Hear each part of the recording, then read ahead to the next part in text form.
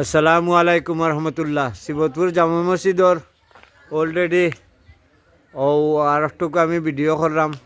সেনে মসজিদর খামর ওই জন্য হুজুরখানা, পেশাবখানা, অজুখানা এগুলা খাম চলে।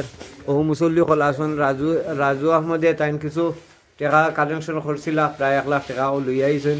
আর তো কিছু খাম লইয়া গেছে। ও আমরা সভাপতি মাত্রা আসসালামু আলাইকুম।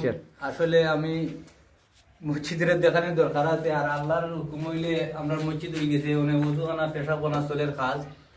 আর উপরে আমরা ইমাম সাহেব রুম রাখছি, মসজিদ সাহেব রুম রাখছি, বাচ্চা তো লাগে পড়ানো উপরে রুম রাখছি।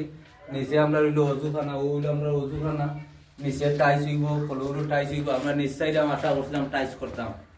আর সামনে একটু দেখাবো হইলো আমরা প্রস্তাবখানা, ও সাইডে প্রস্তাবখানা, ও সাইডে প্রস্তাবখানা।